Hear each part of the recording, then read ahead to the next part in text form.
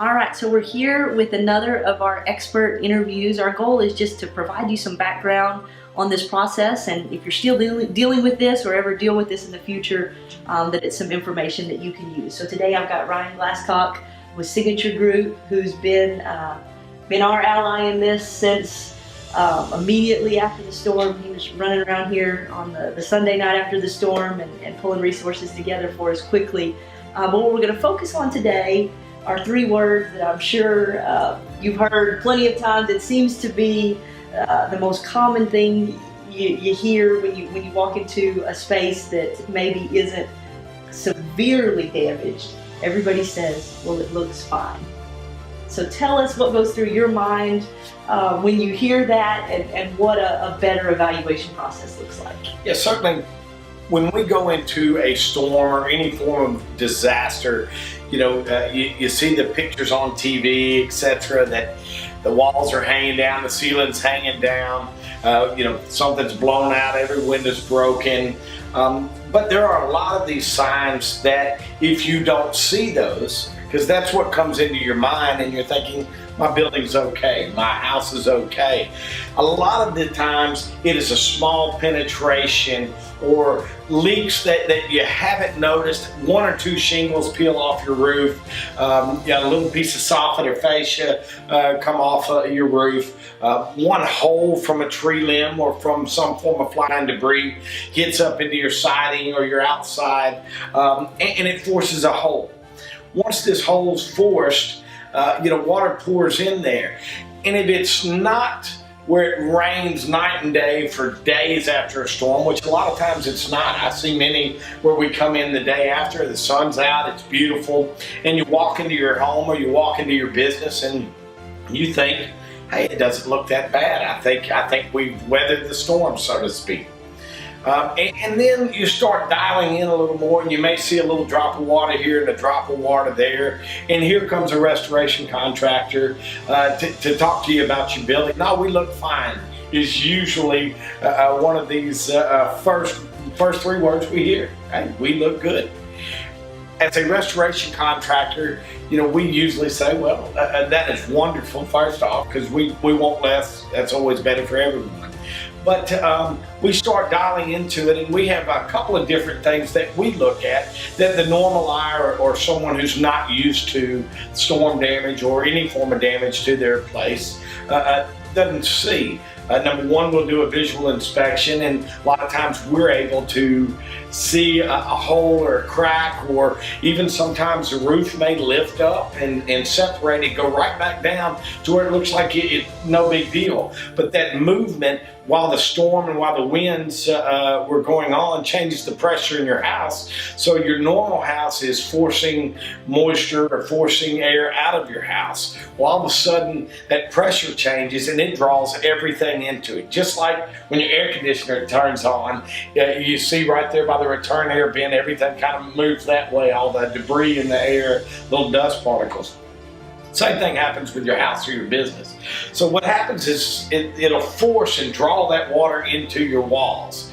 Perfect example right here. Hey, we're okay. We didn't see that big of an issue. And there's three layers here. There's your outside layer, which is some form of waterproof layer on the house. Then you have your studs, and on an exterior wall, you should have insulation. And then, of course, you have your drywall. And so once it penetrates from the outside, the moisture barrier, and gets inside your wall, unless it's just a massive amount of water, it may just soak up into your insulation. It may all fall down to the bottom of the floor, and you don't really notice anything for a couple of days. Now you may walk into that room and it might feel, my wife always says I have a bad hair day, frizzes up when it's raining outside. Sometimes you walk into your room and you notice in one room that the climate is a little different. It's a little warmer, a little more muggy in that room. A lot of times that's one of the telltale signs that you may have some moisture in your building. Another thing is you may, after several days, have an odor or something of that nature. Usually if you have an odor that maybe if you leave your laundry in the washing machine a day and forget about it, and then you open it up and it doesn't smell like the Tide you used earlier, you rewash it. Well, if you get that odor, usually there could be something in that room that's telling you it's not functioning like it was normally. Now, as a restoration contractor, we have a couple of tricks of the trade that we use. We use infrared cameras, and what that does, that infrared camera can basically read through this drywall, and it can tell me where the moisture, there again, the temperature changes, moisture is in that wall. So a lot of times we'll come in, as we did here, and we do a thermal image or an infrared of the wall, and it's showing here, it showed a moisture content somewhere up in here across this entire wall. We knew there was moisture trapped in here. We're talking day 4. It's extremely hot, their power's down, and so at that point it's reading 70%, 60%, somewhere in that range, moisture content, where normal drywall should be 8 to 12 on the high end if you're going to try to salvage. Could go up to 20, and we can bring in machines to help dry it down. But a lot of times when it sets multiple days, you want to go in here and you want to remove it. When you remove that, that keeps it from, it's like a sponge. When you stick a sponge in the water, if you can put it only a little bit in the water and you watch it, and after a couple of minutes, halfway up the sponge is wet, and then after a little while longer, it just keeps moving up, and that's what drywall does. The other thing you have to realize is that insulation in that wall, it's trapped. It's got a moisture barrier on the outside. Though that moisture barrier keeps that water from coming in if it's functioning properly, the negative of that moisture barrier is once it gets inside that wall, it doesn't allow that moisture to seep back out. And so what you have is you have trapped water in here. That water continues to work up that sponge, the insulation, and at the same time it's doing the same with the drywall that's in here. So we talked about infrared, there are thermal imaging. There's another tool that we use, and that's a moisture meter. It's a simple probe or non-probing device that you can put on the wall, and it reads moisture content. Now that's one that people could actually get. You can buy one You can buy one, I believe, at Home Depots and just stores of that nature. And it's very simple. A lot of the lower end ones have a probe on, just 2 little probes, and if you stick it in your wall, it immediately shows you. The lower end ones make a noise. It just rings a buzzer. Then some of as you step up in quality, they'll actually tell you what content of moisture is in that wall. So if somebody's still concerned, could they, we're 6 months out, would it still potentially show wet? Yes and no, and I say that depending upon what's going on inside your home.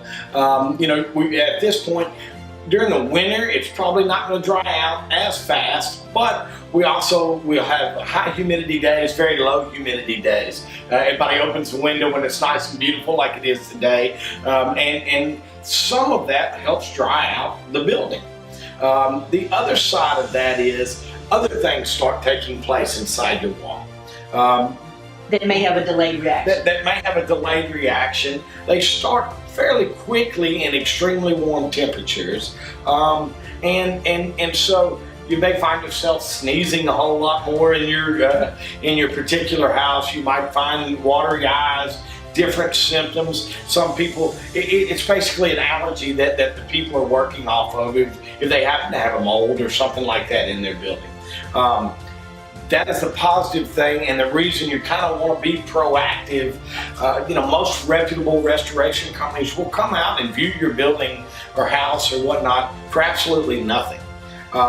They'll walk around, they'll use the tricks of the trade, and they'll see, if you have issues. Usually they're going to tell you a couple of things. Number one, you need to find the source of that issue, and we're not talking about what could be inside that wall, but what's allowing it to come into that wall. Because usually if you have water get in there. Now, flood water sometimes rises up and it drops out.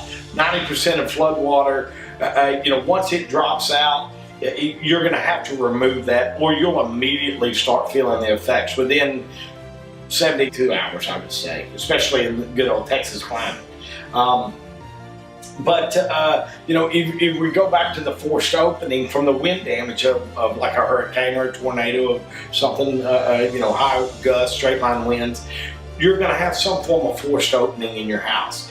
That has to be fixed, or you're really not doing any good by changing out the drywall. Every time it rains, you're going to have the same problem. Every time it rains, you're going to have some issue. It might not be as bad as it's 120 mile an hour forcing that water into there, but you are going to have some form of water intrusion. So number one, you want to fix whatever that issue is. Number two, you want to start cleaning up the inside of your home. So remove the drywall. It's a pretty common trick that if the water only comes in 3 or 4 inches, you're going to want to go ahead and remove 2 foot of drywall.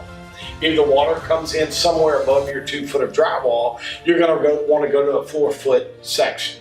And that's for 2 reasons. Number one, most drywall comes in 4 foot width sheets. So you can use twice the sheets if you cut 2 foot. Or you can use a full sheet and not have much waste if it goes 4 foot.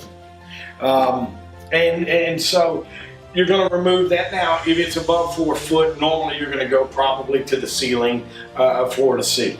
So what else are folks? So now they've removed the drywall, and this wall's been sealed up. We're moving along in the process here. We'll put up some pictures that give some of the examples. But what are some other things that folks can look for or do while they have that wall opened up? So and you might want to, just to point out, you might want to do this even before, just as a general precaution, whether you find that or not. Issue. Yes, ma'am, I agree with you. So really, if you've waited 72 hours after a storm, those are precautions you might want to take no matter what. You might want to take no matter what, but as I said again, there are a lot of good restoration contractors out there. If you're calling a reputable contractor, a lot of times they'll come out, they'll work with you, they'll let you know what issues they see, if there's water that's 25%, reading 25% moisture content on drywall, we may come in and just pull the baseboard.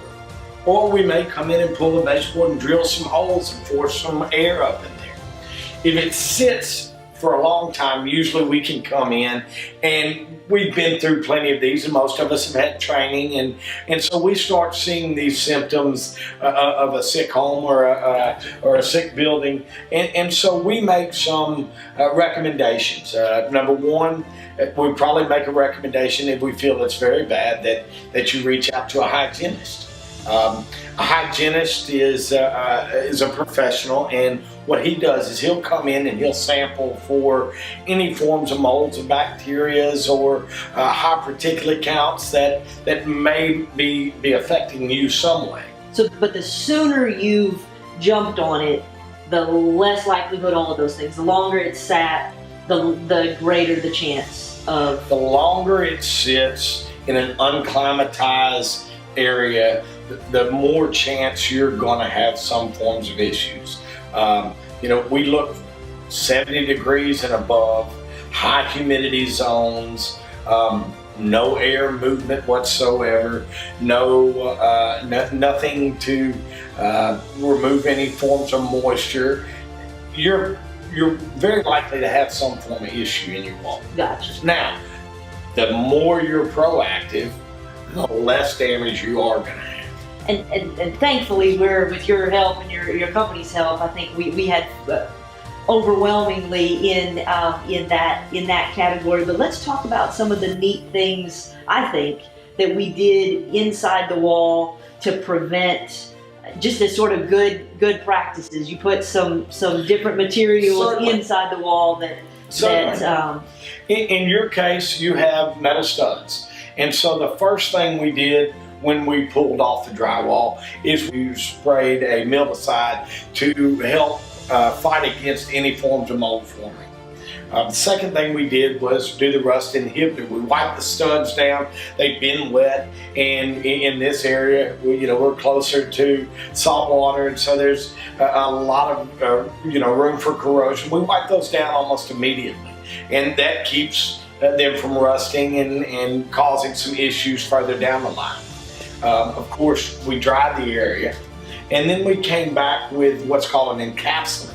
And it's basically a sealer, an eggshell, if you will, that basically locks in the any kind of issues that could form at some point in time. And it puts a seal coat inside that wall on the areas that you're not planning on removing. So it's just like another insurance plan, if you will, on that. Just kind of a proactive safety plan, because on this particular one, we're not planning on pulling the outside shell from the exterior, so we want to keep whatever came in there sealed into that exterior. So new insulation, clean the studs, new drywall. Certainly. This room is... We did one more step. We HEPA-vac. And HEPA-vac is basically a vacuum that picks up 5 microns and above. A micron is so small that we don't normally see that with a human eye. You see the dust particles sometimes floating in the light in your room. That's about 50 to 100 microns. So you see what we're talking about. And we just clean it all up. It removes drywall dust. It removes any kind of things left behind from roaches or termites or anything of that nature. So you remove all those particles, and then you encapsulate, and then you start closing it up. Once you know it's dry, you go back with the insulation, you go back with the drywall. Of course, here we've gone back with a primer coat after we did the texture. So about to match the paint and put the baseboard back on, and this room will be ready to go with the good painting. Yes, ma'am. Excellent. Well, thanks so much for your time and all your hard work. It's exciting to be able to show it. So many more of these almost ready to go. One of the greatest things in my job, I usually come in at the worst of times and I leave at the best of times. I make you whole, and that's all I want to do is make a happy time. Sounds great. So we'll put contact information here if folks have questions. I know Ryan and his team will, if you're in the area, certainly they can help. Or if you're out of the area, perhaps he can help you find somebody closer to you that would be able to assist. Hope you've enjoyed these and that they've been useful.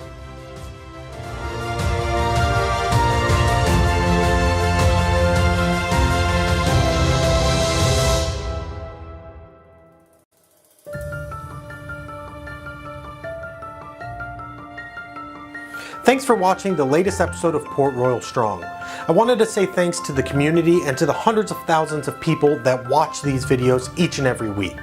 We really appreciate all the comment, love, and support that you give to our teams as we go through this journey. To see all of our other episodes and our trailer, check out portroyalstrong.com.